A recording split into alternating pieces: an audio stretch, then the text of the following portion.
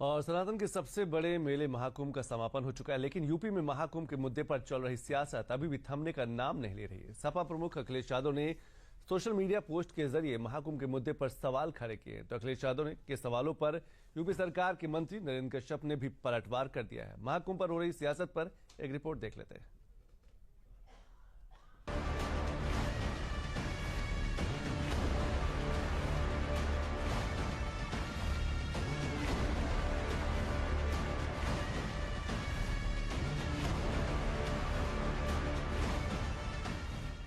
सियासत की नजर जब जनमत को आंख दिखाने लगती है तो न सियासत बचती है और न ही जनमत।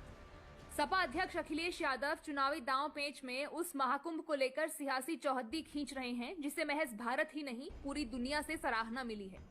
जिस महाकुंभ ने ऐसे कीर्तिमान रचे हैं कि उसकी गाथा गिनीज बुक के पन्नों में स्वर्णिम अक्षरों में दर्ज हो चुकी है। ऐसे में अखिलेश की ये सियासत उन्हीं की सियासी जमीन को खिसकाने का कारण भी बन सकती है, क्योंकि सवाल सरकार और प्रहार उन करोड़ों लोगों की आस्था पर है जो चुनावी समर में वोटर भी होंगे। दरअसल महाकुंभ के समापन के बाद सीएम योगी ने प्रयागराज की धरती पर स्वच्छता अभियान में हिस्सा लिया तो लोग सीएम योगी की इस पहल के मुरीद हो गए और शायद यही बात विपक्ष को रास नहीं आई। लिहाजा अखिलेश ने ट्वीट कर यूपी सरकार पर निशाना साधा तो उनके चाचा शिवपाल ने भी भतीजे के सुर में सुर मिलाए कि ये भारतीय जनता पार्टी के लोग केवल गुमराह करते हैं और आपने कल देख ही लिया है। पहले तो कह रहे थे वहाँ कुछ भी नहीं, गंदगी नहीं, वो नहीं। कल देखे आप सब लोगों को दिखाई दिया होगा गंदगी कौन साफ कर रहे थे। चाचा और भतीजा मिलकर महाकुंभ को लेकर यूपी सरकार पर निशाना साधने में लगे हैं, तो वहीं जब इनके आरोपों पर डीडी यूपी संवाददाता अभिषेक मणि त्रिपाठी ने यूपी सरकार में मंत्री नरेंद्र कश्यप से सवाल किया तो नरेंद्र कश्यप की तरफ से करारा पलटवार आया। कुंभ ऐतिहासिक हुआ है, गौरवान्वित महसूस कर रहे हैं उत्तर प्रदेश के लोग।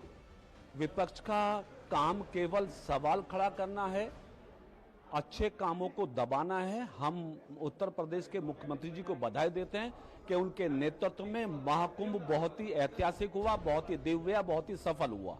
महाकुंभ 2025 के समापन के बाद आंकड़ों की हकीकत ये बता रही है कि संगम तट पर करीब 66 करोड़ से ज्यादा लोगों ने आस्था की डुबकी लगाई है। महाकुंभ को लेकर यूपी सरकार ने दावा किया है कि महाकुंभ से यूपी की अर्थव्यवस्था को लाखों करोड़ रुपए की रफ्तार मिली है। अखिलेश यादव ने योगी सरकार के इस दावे पर भी तंज कसते हुए ट्वीट करके सुझाव देने की कोशिश की। महाकुंभ की अर्थव्यवस्था पर जब अखिलेश ने योगी सरकार को सुझाव देने की कोशिश की तो डीडी यूपी से बात करते हुए योगी सरकार के मंत्री नरेंद्र कश्यप ने उन्हें नसीहत दे डाली। अखिलेश यादव ने ट्वीट किया, उसमें ये कह रहे हैं कि जो बहुत पैसे आए हैं उसको जो लोग भगदड़ में मरे हैं उनको दिया जाए, जो दुकानदारों का नुकसान हुआ, कहाँ नुकसान हुआ? अखिलेश यादव जी के कहने से हमारी सरकार फैसला नहीं लेगी, बल्कि जनहित में जो आवश्यक है उस पर योगी जी फैसला लेंगे।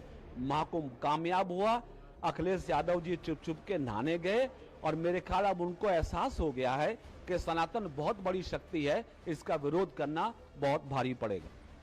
दरअसल सियासत में खुद को जिंदा रखने के लिए विपक्ष को मुद्दों की गरज होती है।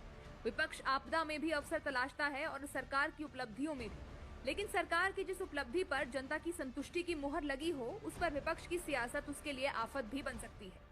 यही वजह है कि यूपी सरकार महाकुंभ के सफल आयोजन के बाद उत्साह से लबरेज है और 2027 के चुनाव में न सिर्फ जीत के दावे कर रही है बल्कि समाजवादी पार्टी के अस्तित्व को लेकर भी चेतावनी दे रही है।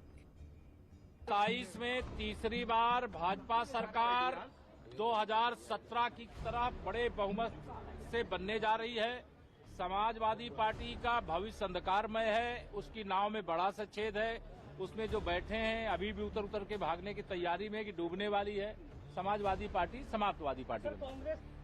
यूपी के डिप्टी सीएम केशव प्रसाद मौर्य ने सपा को निशाने पर लिया तो यूपी सरकार में मंत्री दिनेश प्रताप सिंह कांग्रेस के उन दिग्गजों को अपने निशाने पर ले गए जो महाकुंभ में स्नान करने नहीं गए।